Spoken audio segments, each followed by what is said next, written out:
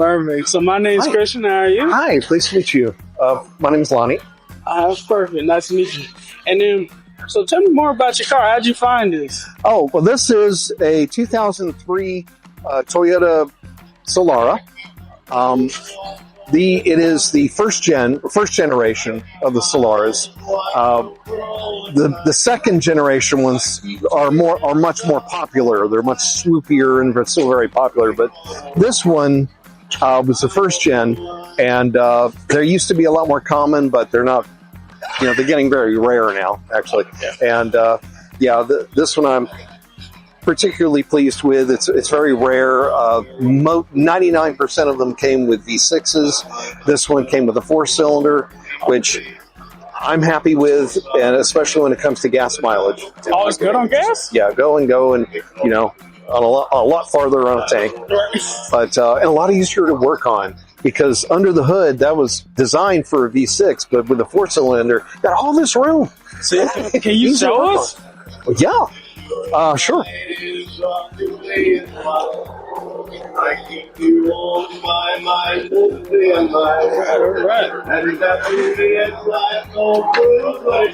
Not much to look at, but I definitely see the room you was talking about. Well, what happened with this car was its original engine dropped the timing chain at 220,000 miles, and unfortunately, this engine is what they call an interference engine.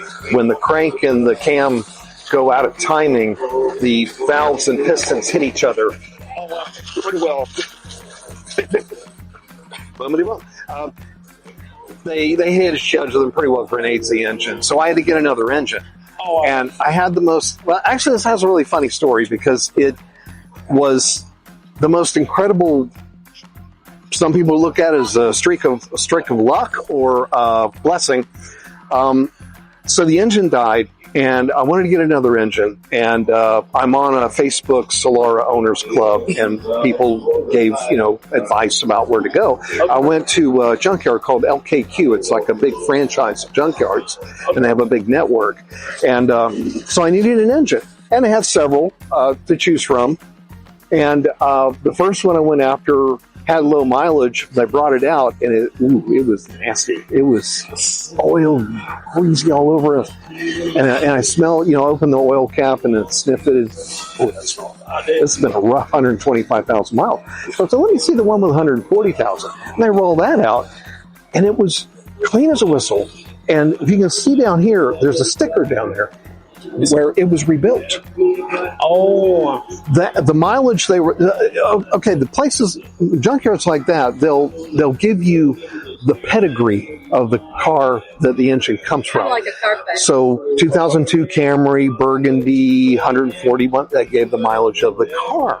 And what happened was, that wasn't the actual mileage. In fact, the number on that decal, I called Jasper Rebuilders and asked, can you tell me when that engine was rebuilt? Yeah, I looked it up. January of 2021. Wait a minute. And then I could take the VIN that the junkyard gave me and looked it up and found out the car was totaled. And then we found its auction and pictures. And my wife pointed out to me, said, wait a minute, look at that. The airbags aren't deployed. That car was sitting still. It didn't get totaled in an accident on the road. It got hit by somebody. And the engine, and there was the engine with the sticker and everything in the pictures. Yeah, this thing was in great shape. Okay, so $1,900, but it came with a warranty, and I put it in my dad's garage and got it going again. But that's only half the story. The other half is I needed a top, because the top was when it gets old, when these canvas tops get old, they get really crackly, like paper almost. And it wasn't bad, it wasn't leaking, but I knew it was getting high time to get a top. And a top is anywhere from like $1,000 to $2,000 to get somebody else to do it, and I couldn't afford that. right. Facebook Marketplace, I found a 2002 or an upholstery shop in Bradenton was selling a top that had been installed on a frame for one of the customers. The guy got a black top, and he came back like a couple weeks later and said, I really wanted the tan top. Can you put a tan top on it? And the shop said, well, they didn't want to waste a perfectly good top, so they got in touch with another junkyard, got the frame, swapped them, put that black frame or put the tan top on for the customer, and then to recoup their losses, they sold this brand new black top on a frame. To the junkyard. Do what? To the junkyard? No, they put it on Facebook Marketplace. Oh, okay, right. And all I had to do was take a trailer, drive down to Bradenton, got it for $600. Serious? And that's not Providence. I don't know what is. Yes, a couple of friends, a coworker and her sons came over. We unbolted it, lifted it off, bolted the new one in. Everything fit perfect. It's, God is good. Yeah, I was worried about spending that kind of money, but Sue said, it's a God thing. It's that was intended for you. So it was just in this moment. It was just, and at this price, Providence. Don't argue or else slap you around later. Yeah, it's Providence that a rebuilt engine came up on the market, and then a new top came up, and just happened to all come together. So I know it's nothing spectacular. It's not a big behemoth V8 or anything, but it makes me happy. Yeah, it looks nice. And she's so quiet. She just goes. Yeah. So even if we do drive fast, they don't hear us coming. And they don't realize it's us. I found we live in Auburndale. We live in Auburndale, and there's a road I found between Lake Alfred and Haines City. That favorite spot. Everybody will go. It's okay. There's nothing there, and it's dead quiet, and there's no traffic. And what I like to do with this on a really nice day, put the top down, take it on that road, set the cruise control for like 30 miles an hour, and just sit back and just. It's like sailing. It's like a recliner on wheels. Just enjoy the trees. The tree canopy going overhead and the scenery going by, and it's nice and slow and quiet. Instead of right. Would you guys like it? Oh yeah, is that something? Would you mind? Y'all mic still? Oh yeah. So you got the mic. Yeah, you got the mic. What happened was Toyota, had a Camry sedan, and they had the Celica convertible in the 90s, and then they quit making not the sedan. They had in the 90s they quit making the Camry Coupe, and so what they did in 1999, they came out with the Solara series, the Solara Coupe, and it's the same platform. But actually, the design was done by Lexus. Lexus made it? Yeah. Well, Lexus was going to make this their. I think this was like a SC300, LC300. It was one of the concept cars. Yeah. But they decided, we're not going to do it. And Toyota comes, hey, we'll take that. And so they came out with the Solara. And one thing you'll notice when we're driving is the windshield kind of wobbles, because what they did with this is the old style convertible where it started life as a coupe, and they sent it to ASC in Huntington Beach, California, that does a lot of convertible conversions. Okay. And they cut the top off, and they fit all of the equipment, the top and everything, and then send it back, and then Toyota sells them like that. Oh. And however, they didn't put much added structure in here, because you cut the top as part of the structure. Yeah. And what other companies used to do in the past was they would weld in some more reinforcement where the frame was stiffer. But they said, well, this frame is strong enough. We don't have to do that. Well, you'll see it wobbles. So that was a complaint from customers with the first generation, and then they turned around and made what's much more popular second generation one. So this went from 2004 to 2008, and those were designed from the ground up to be a convertible. There's a lot of coupe versions of them, which I imagine are pretty fantastic because you have the strength already in the bottom half plus the top, so they're really quiet and rigid. So anyway, so you'll feel some wobble, but I don't care. I've had convertibles all the way. I've had a '66 Dart convertible first, and then a K car convertible, and they all have that windshield wobble. Oh, they all. It's part of the charm. Well, let's see. Where should we go? And out of all those cars, which one would you say would be your favorite?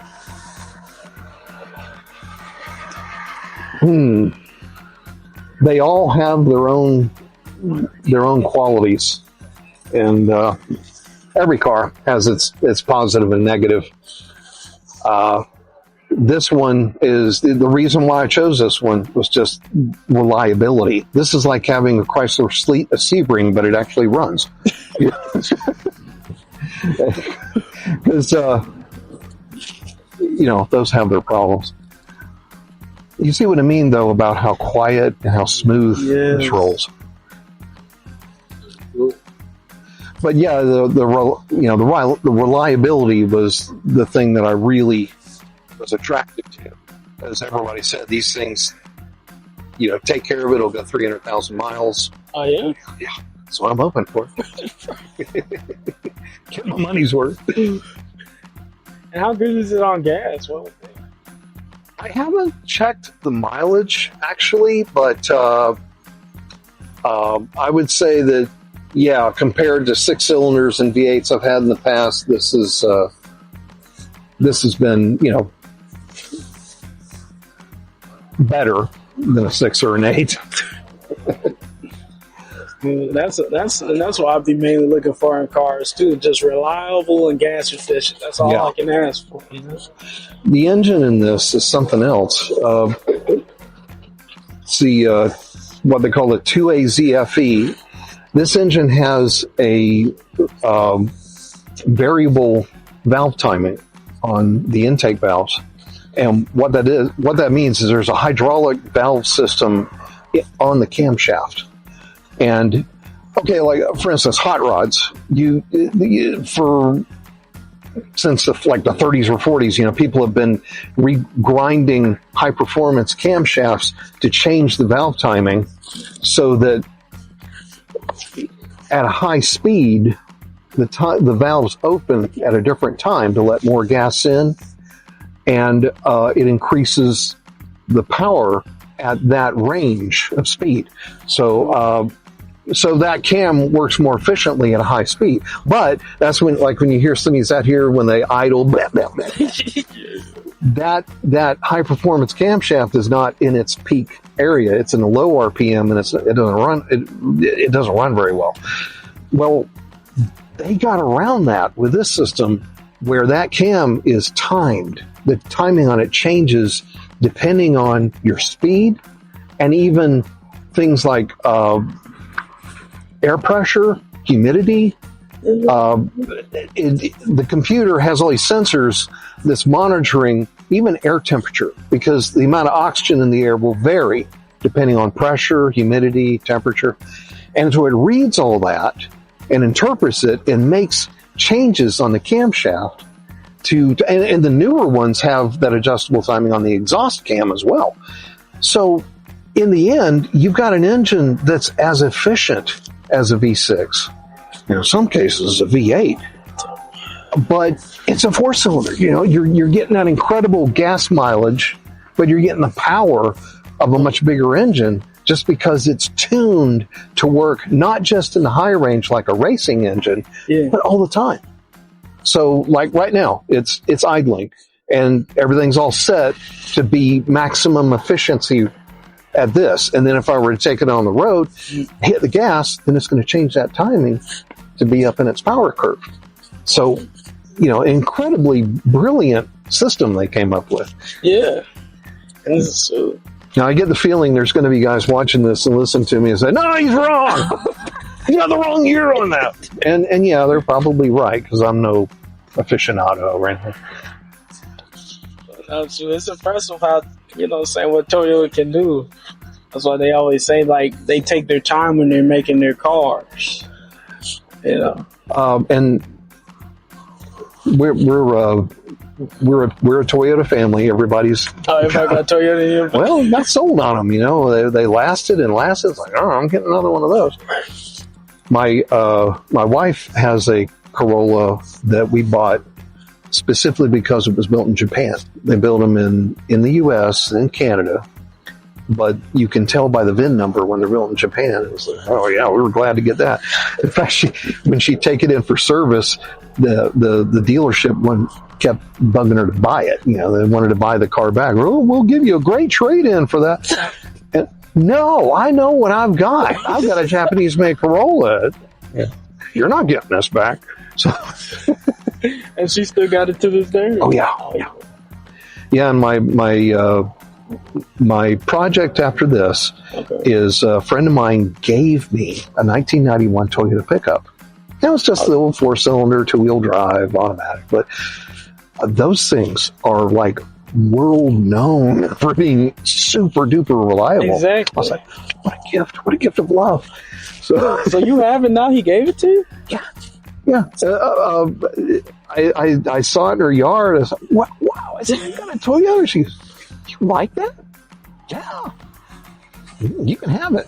She gave it away just like that? She's in another room and comes out with a title, signs it over. I hands it to her. Get out of my yard. She said, we were going to donate it, but, yeah, if you like it that much, you can have it. Just get it out of my yard within a month, you know. Tow truck and had it pulled out. So what's your plans with it? What's you going to do? Just get it running again and cleaned up, and like Cold War Motors says, give it a level 1 tidy. Just make it a drivable car or drivable truck again. Oh, okay. Yeah, no crazy. Yeah. No, it's not going to become like a hot rod or anything. Just something reliable. Well, shoot, once you get it fixed up and stuff, I would love to see it at this car meet so we can... I intend to bring it, yes. Okay. And, well, that's going to be one of those things, kind of like the relic stuff, where I'm not going to repaint it. I'm just going to leave it with its ugly paint job and its ugly wheels, because guys are going to come up and say, oh, my goodness, a Toyota pickup. How much you want for it? Oh, yeah. Aren't you going to paint it? No. Anyway.